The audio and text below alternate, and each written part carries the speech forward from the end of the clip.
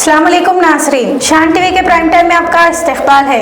मैं अफरा जबीन, पेश है आज की ताज़ा खबरें और नई जानकारियाँ। ऐसा लग रहा है कि मगरबी बंगाल में वोटों की गिनती तक हंगामा आराई का सिलसिला जारी रहेगा। मगरबी बंगाल में जहां नेताजी सुभाष चंद्र बोस स्टेडियम में जहां ईवीएम मशीनों के साथ मुबैना छेड़छाड़ का वीडियो मंजर-आम पर आने के बाद टीएमसी कारकुनों ने एहतजाजी मुजाहिरे किए थे, वहीं भवानीपुर स्ट्रांग रूम पर ममता बनर्जी के दौरे ने मगरबी बंगाल में अपोजिशन बीजेपी को एहतजाजी मुजाहिरे करने का मौका फराहम कर दिया। ममता बनर्जी की जानिब से लगाए गए ईवीएम मशीनों के साथ छेड़छाड़ के तमाम इल्जामात को इलेक्शन कमीशन ने मुस्तरद कर दिया और कहा कि स्ट्रांग रूम में ईवीएम मशीनें महफूज है और ईवीएम के साथ कोई भी छेड़छाड़ नहीं हुई है। ममता बनर्जी के शुमाली कोलकाता के साथ असेंबली हलकों के स्ट्रांग रूम्स जाने पर पाबंदी आयद करते हुए मगरबी बंगाल के chief election officer Manoj Kumar Agarwal ने कहा कि ममता बनर्जी भवानीपुर असेंबली हल्के की उम्मीदवार है, सिवाय भवानीपुर के वो रियासत के किसी भी हल्के में स्ट्रांग रूम तक रसाई नहीं कर सकती है। मनोज कुमार अग्रवाल ने ये भी कहा कि शुमाली कोलकाता के साथ असेंबली हल्कों के स्ट्रांग रूम्स भी जाने की ममता बनर्जी को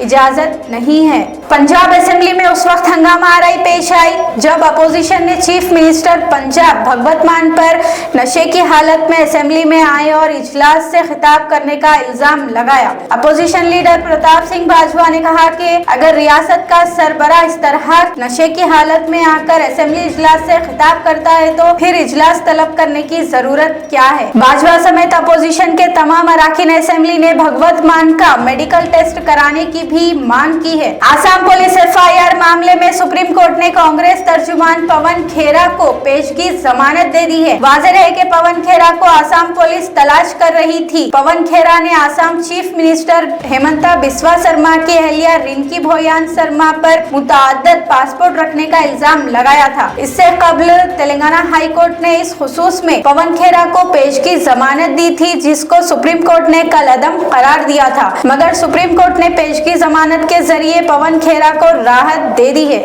नोएडा से अब हिंदुस्तान और दुनिया भर के लिए रास्त परवाजें उड़ान भरेंगी। जून 15 को इंडिगो की पहली परवाज उड़ान भरने के बाद नोएडा इंटरनेशनल एयरपोर्ट से दुनिया भर के मुसाफिरीन के लिए सफर की सहूलत मिल जाएगी। इंडिगो के बाद आकाशा एयरलाइंस और एयर इंडिया एक्सप्रेस की परवाजें भी नोएडा इंटरनेशनल एयरपोर्ट से उड़ान भरेंगी। मध्य प्रदेश के बरगी डैम में कश्ती पलट जाने से एक अफसोसनाक वाकया पेश आया है।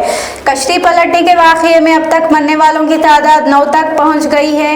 एक क्रूज बोट जिसमें 29 मुसाफिरीन और अमले के 2 लोग शामिल थे, उस वक्त हादसे का शिकार हो गई जब बरगी डैम के करीब जबरदस्त तूफान से क्रूज बोट का टकराव अमल में आया। मध्य प्रदेश के वजीर सयाहत धर्मेंद्र भाव सिंह लोधी ने बताया कि इब्तदाई सातों में 5 और बाद 4 नाशें दस्तयाब हुई है, जबकि तलाशी मुहिम का सिलसिला अभी जारी है। ईरान के सदर मसूद पज़ेश्कियान ने कहा कि ईरानी बंदरगाहों का अमेरिकी बहरी मुहासिरा वाशिंगटन की जानिब से फौजी कार्रवाइयों में तोसी के मुतरादिफ है और ये नाकाबिले बर्दाश्त है।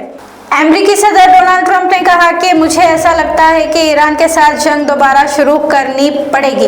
डोनाल्ड ट्रंप ने मजीद कहा कि मेरे और सिवाय चंद के मुज़ाकिरात क्या हैं इसका इल्म नहीं है। अक़वाम मुत्तहिदा के सरबराह एंथोनी गुतेरेस ने खबरदार किया है कि ईरान जंग के असरात हर गुजरते दिन के साथ संगीन होते जा रहे हैं। गुतेरेस ने कहा कि ईरान में जंग और इलाकाई अदम इस्तेहकाम के नताइज हर गुजरते घंटे ड्रामाई के तौर पर बदतर होते जा रहे हैं। गुतेरेस ने एक्स हैंडल पर पैगाम अरसाल करते हुए जंग में शामिल तमाम फरीकैन को बातचीत के जरिए हल तलाश करने और बहरान को मजीद शिद्दत इख्तियार करने से रोकने का मशवरा दिया। मगरबी किनारा के शहर तुबास के मशरिक में यहूदी आबादीकारों के हमले में 2 फलस्तीनी जख्मी हो गए हैं। न्यूज एजेंसी वफा रिपोर्ट के मुताबिक मगरबी किनारे के शहर तुबास के मशरिक यहूदी आबादकारों के तशद्दुद में 2 फलस्तीनी जख्मी हो गए।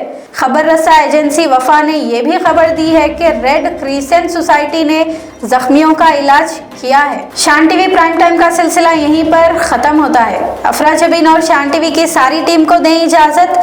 खुदा हाफिज, शब बखैर।